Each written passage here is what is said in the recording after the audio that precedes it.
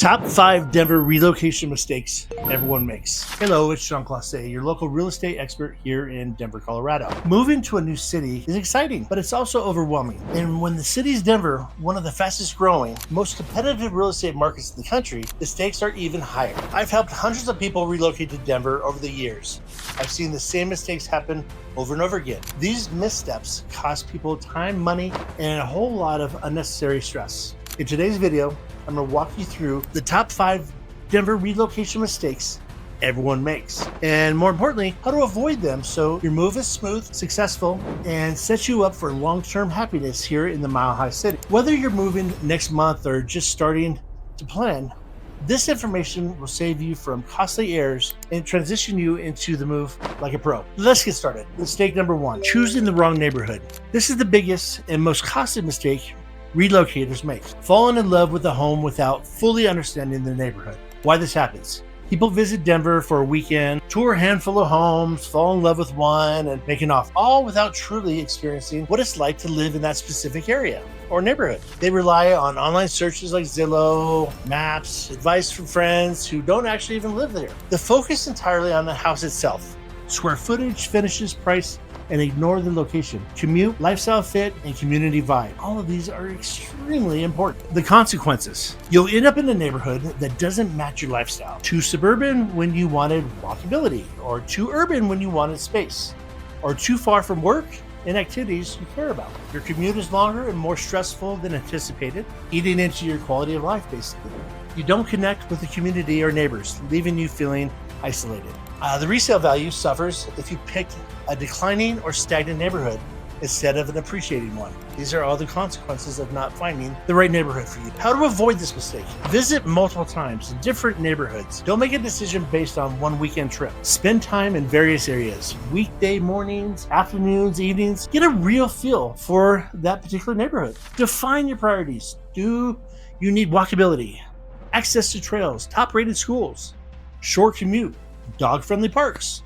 Write down your must-haves and use them to filter these neighborhoods. Work with a local agent who knows Denver intimately and is a true professional. I'm a Denver native. I've been here my whole life. I have decades under my belt, and I know the neighborhoods incredibly well.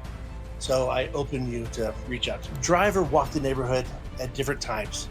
Check out the coffee shops, restaurants, parks. See who's who and who's out. Does it feel like your kind of place? Bottom line here, the house is important, but the neighborhood determines your daily life and long-term happiness. Choose wisely. Number 2, the second mistake, underestimating the cost of living. Many people in Denver thinking of going to be an affordable move compared to where they're coming from, and it's really not the case. Why this happens. Relocators compare Denver to expensive coastal cities like San Fran, LA, Seattle, and New York, and assume it's cheaper. They focus only on the home price or rent and forget about the factor of other costs of living here in Denver. They don't account for Colorado's unique expenses, like higher utility bills for heating and cooling, car maintenance for mountain driving, or higher costs for outdoor gear and activities. All of these play a role.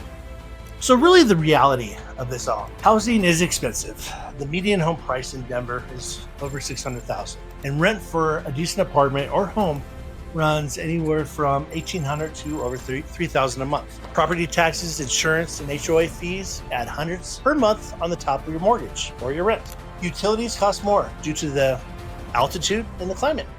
Heating in the winter, cooling in the summer, and watering lawns in this dry climate, water's expensive as well. Car expenses increase on a regular. Colorado requires emissions testing. Mountain driving wears on your vehicle, and many people buy a second car or SUV for winter and outdoor activities. Childcare, groceries, dining out, entertainment are all above the national average out here. How to avoid this mistake. Create a realistic budget that includes housing, utilities, transportation, insurance, groceries, dining, childcare, and discretionary spending. Factor in Colorado-specific costs, like gear for outdoor activities like skis, bikes, camping equipment, mountain passes, vehicle maintenance. Another one, get pre-approved with a local lender who understands Denver's housing market and give you a realistic payment estimates, including taxes, insurance, and HOAs if they apply. Build an emergency fund for unexpected costs. Altitude-related home maintenance, car repairs, are higher than expected utility bills. Bottom line here, Denver is more affordable than some cities, but still expensive. Go in with your eyes wide open and definitely, complete the financial picture with an analyst. Mistake number 3, not understanding Denver's competitive real estate market. Denver's housing market is fast-paced, competitive, and unforgiving, and unprepared for buyers, especially relocators. Why this happens? Relocators assume that they can take their time, casually tour homes over multiple visits, and make offers at their leisure, like they might in slower markets. They underestimate how quickly desirable homes sell,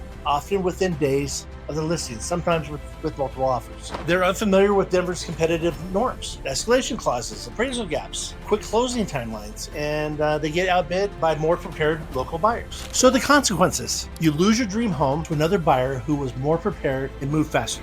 You get into bidding wars unprepared and either overpaid dramatically or back out entirely. You settle for a home you're not excited about because you got tired of losing deals. Or you waive contingencies like inspections to compete and end up buying a home with major hidden problems. How to avoid these mistakes?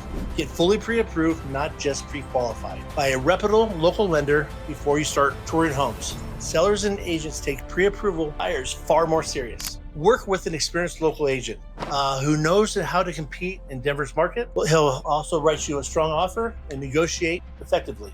Be ready to move fast. If you're relocating from out of state, plan on multiple showings, multiple days, back to back, or work with an agent who can do virtual tours and video walkthroughs for you. Understand Denver's competitive strategies. Escalation clauses, appraisal gaps, coverage, quick closing timelines, and personal letters can make your offer stand out. Don't waive inspections unless absolutely necessary. Even in a hot market, protect yourself from buying a money pit. Set a firm budget and stick to it. Don't get emotionally swept up in a bidding war and overpay beyond what makes financial sense for you. Bottom line, Denver's market rewards prepared.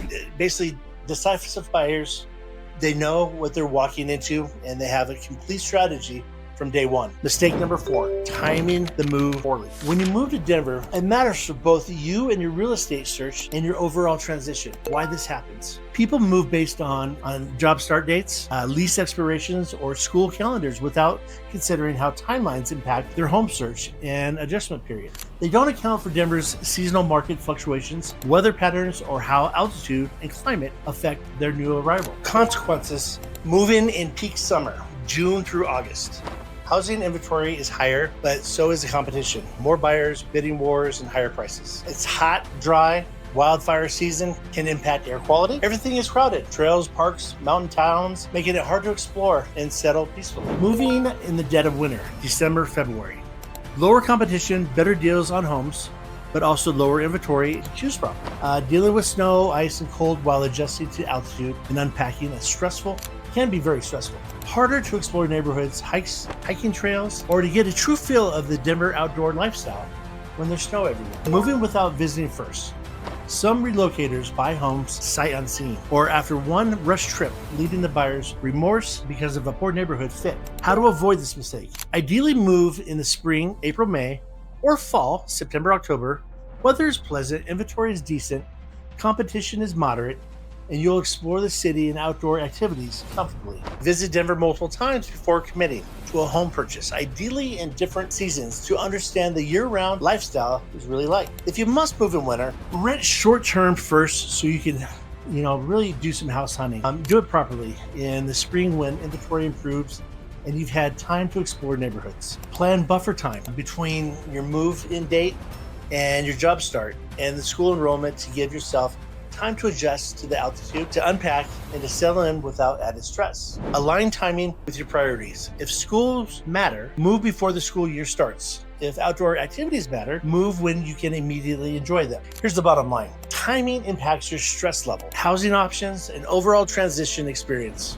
Plan strategically for the smoothest possible move. Number 5, ignoring the lifestyle and cultural fit. Denver has a distinctive cultural and lifestyle, and not everyone thrives here. Ignoring this reality is a costly mistake. Why this happens? People move to Denver for a job, for family, or because it's trendy, without truly understanding whether Denver's culture and lifestyle match their personality and values. They romanticize the outdoor lifestyle without considering whether they can actually embrace it. They assume Denver is just like any other mid-sized city and don't prepare for the unique quirks, values, and social dynamics. The reality of Denver's culture is it's outdoors focused. Social life revolves around hiking, biking, skiing, climbing, camping, trail running. If you're not in outdoor activities, you may feel left out or disconnected. Conversations often start with, what mountain did you hike this weekend? Or it's casual and laid back, but competitive. Denver's vibe is relaxed. People wear hiking boots to brunch and fleece jackets to nice restaurants. But beneath the chill exterior, there's a competitive, high-achieving culture, especially among young professionals and transplants. We're dog-obsessed out here in Denver. Denver is one of the most dog-friendly cities in America. I believe it's second to Seattle. Dogs are everywhere. Patios, trails, breweries. If you're not a dog person, this can feel overwhelming to you. Denver's nice, and it's real. People are friendly and polite on the surface, but it can take time to build deep friendships. Many transplants struggle with this initially. It's not as diverse as coastal cities, I have to tell you. Denver is growing more diverse, but it's still predominantly white, especially in wealthier neighborhoods. This can cause isolation for people from more multicultural cities. How to avoid this mistake? Be honest with yourself about who you are. Visit in different seasons to experience the full lifestyle. Winter skiing, summer hiking, spring weather, basically just unpredictable. Talk to people who have moved here and ask about their adjustments, what they love, what they miss. Research neighborhood culture. Some areas like Capitol Hill and Rhino are more urban and artsy, while others like Wash Park and the Highlands are more fitness and family focused. Embrace the lifestyle or be prepared to create your own. If outdoor culture isn't your thing, find communities and activities that align with your interests: arts, food, music, or volunteering. Give it time. Cultural adjustment takes 6 months to a year. Be patient, put yourself out there, and actively build your life who the person that you are. Bottom line, Denver's lifestyle is a unique and wonderful opportunity for you. If it fits you, make sure you're moving here for the right reasons, not just chasing a trend or a job opportunity. Bonus mistake: not working with a local expert. This mistake amplifies all the others, trying to navigate the Denver relocation without a professional guidance. Why this is a mistake: you don't know the neighborhoods, market dynamics, the competitive strategies, or hidden pitfalls. You waste time, money, and energy making avoidable errors. You also miss the opportunity or end up settling for less than you deserve. Bottom line here, I gotta tell you, relocating to Denver is complex. Doing it alone when an expert help is available makes the process exponentially easier. Whether you work with me or another expert, the bottom line is you're represented by an expert. Final thoughts. What are your top 5 Denver relocation mistakes everyone makes? Let's recap here. Choosing the wrong neighborhood. Prioritize location and lifestyle fit, not just the house. Underestimating the cost of living. Budget for the full financial reality of living out here. Not understanding the competitive market. Be prepared, move fast, and work with a local expert. Timing the move poorly. Plan strategically around seasons, inventory, and your personal transition. Ignoring lifestyle and cultural fit. Make sure Denver's outdoor-focused, laid-back culture aligns with who you really are. Relocating to Denver is an exciting adventure, but it requires preparation, realistic expectation, and the right guidance. Avoid these common mistakes, and you'll set yourself up for a smooth transition and long-term happiness in Mile High City. If you're planning to move out here to Denver and you want expert on navigating the neighborhoods, the market, and the whole home buying process, I'd love to guide you through this process of relocating to beautiful Denver, Colorado, and make this whole process seamless and a complete successful as possible for you. Thank you for watching. If you found this video helpful, be sure to like, subscribe, and feel free to reach out to me anytime. My name is Sean Closset. I'm with Coldwell Banker Realty here in Denver, Colorado, and I'm always here to help. Thanks.